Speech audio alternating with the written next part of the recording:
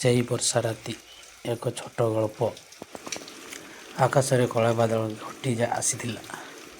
ରାତି ପ୍ରାୟ 11ଟା। ବର୍ଷା ଏମିତି ଝରୁଥିଲା ଯେପରି ଆକାଶ ନିଜର ସବୁ ଦୁଃଖକୁ ଧରିତ୍ରୀ ଉପରେ ଢାଳି ଦେଉଛି। ଛୋଟ ଗାଁର ଶେଷ ମୁଣ୍ଡରେ ଗୋଟିଏ ଭଙ୍ଗା କୁଡ଼ିଆ ଘର। ସେଠାରେ ରହୁଥିଲେ ବୃଦ୍ଧା ମା ସରସ୍ୱତୀ। ତାଙ୍କର ଏକମାତ୍ର ପୁଅ ରାଜେଶ ସହରକୁ ଚାକିରି କରିବାକୁ ଯାଇଥିଲା। ଯିବାବେଳେ ସେ କହିଥିଲା, ମା, ଚାକିରି ପାଇଲେ ତୁମକୁ ନେଇଯିବି। କିନ୍ତୁ ସେ କଥାକୁ ଆଜି 10 ବର୍ଷ ବିତି ଯାଇଥିଲା। ପ୍ରଥମେ ଚିଠି ଆସୁଥିଲା, ପରେ ଫୋନ୍ ଆସୁଥିଲା, ତାପରେ ସବୁ ବନ୍ଦ ହୋଇଗଲା। ପ୍ରତିଦିନ ସନ୍ଧ୍ୟାରେ ସରସ୍ୱତୀ ମା ଘର ବାହାରେ ବସି ରାସ୍ତାକୁ ଚାହିଁ ରହୁଥିଲେ। ତାଙ୍କର ବିଶ୍ୱାସ ଥିଲା, ଆଜି ନହେଲେ କାଲି ମୋ ପୁଅ ନିଶ୍ଚୟ ଆସିବ। ସେହି ବର୍ଷା ରାତିରେ ହଠାତ୍ କବାଟରେ ଠକ୍ ଠକ୍ ଶବ୍ଦ ହେଲା। ସରସ୍ୱତୀ ମା ଲାଠି ଧରି କବାଟ ଖୋଲିଲେ। ବାହାରେ ଜଣେ ଯୁବକ ସମ୍ପୂର୍ଣ୍ଣ ଭିଜି ଠିଆ ହୋଇଥିଲେ। ମା, ରାତିଟା ପାଇଁ ଟିକେ ଆଶ୍ରୟ ମିଳିବ କି? ମା କିଛି ନ ପଚାରି କହିଲେ, ଭିତରକୁ ଆସ ବାପା। ଏବେ ବର୍ଷାରେ ବାହାରେ ରହିଲେ ଅସୁସ୍ଥ ହୋଇଯିବ। ଘରେ ଖାଇବାକୁ ମାତ୍ର 2ଟି ରୁଟି ଥିଲା।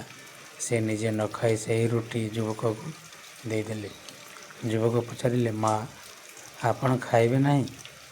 ମା ହସି କହିଲେ, ମୁଁ ଖାଇସାରିଛି। କିନ୍ତୁ ସେ କଥା ମିଛ ଥିଲା। ସେ ସାରା ଦିନ କିଛି ଖାଇନଥିଲେ। ରାତିରେ ଯୁବକଟି ଦେଖିଲା, ବୃଦ୍ଧା ମା ଗୋଟିଏ ପୁରୁଣା ଫଟୋକୁ ଧରି କାନ୍ଦୁଛନ୍ତି। ମା, କିଏ ସେ? ମୋ ପୁଅ, 10 ବର୍ଷ ହେଲା ତାକୁ ଦେଖିନି। ତଥାପି ମୋର ବିଶ୍ୱାସ ଯେ ସେ ଦିନେ ନିଶ୍ଚୟ ଫେରିବ। ଯୁବକଟି ନୀରବ ହୋଇଗଲା। ସକାଳେ ବର୍ଷା ଥମି ଯାଇଥିଲା। ସେ ଚୁପଚାପ ଚାଲିଗଲା। 3 ଦିନ ପରେ ଗାଁକୁ ଗୋଟିଏ ବଡ଼ ଗାଡ଼ି ଆସିଲା। ସେହି ଯୁବକ ଫେରିଲା। ସାଙ୍ଗରେ ଡାକ୍ତର, ଔଷଧ ଓ ଆବଶ୍ୟକ ସାମଗ୍ରୀ ଥିଲା।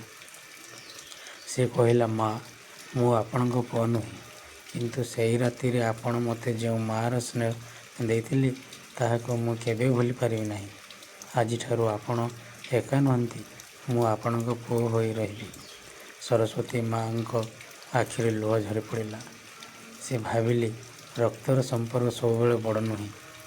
ମଣିଷର ଭଲ ପାଇବା ହିଁ ସବୁଠାରୁ ବଡ଼ ସମ୍ପର୍କ। ସେହି ବର୍ଷା ରାତି କେବଳ ଜଣେ ଭିଜା ପଥିକକୁ ଆଶ୍ରୟ ଦେଇନଥିଲା, ଜଣେ ଏକାକୀ ମାଙ୍କ ଜୀବନରେ ପୁଣି ଆଶାର ଦୀପ ଜଳାଇ ଦେଇଥିଲା। ଶିକ୍ଷା, ଆମେ କରୁଥିବା ଛୋଟ ଦୟା ମଧ୍ୟ କାହାର ଜୀବନକୁ ସମ୍ପୂର୍ଣ୍ଣ ବଦଳାଇ ପାରେ। ସ୍ନେହ ଓ ମାନବିକତା ହେଉଛି ପୃଥିବୀର ସବୁଠାରୁ ବଡ଼ ସମ୍ପଦ।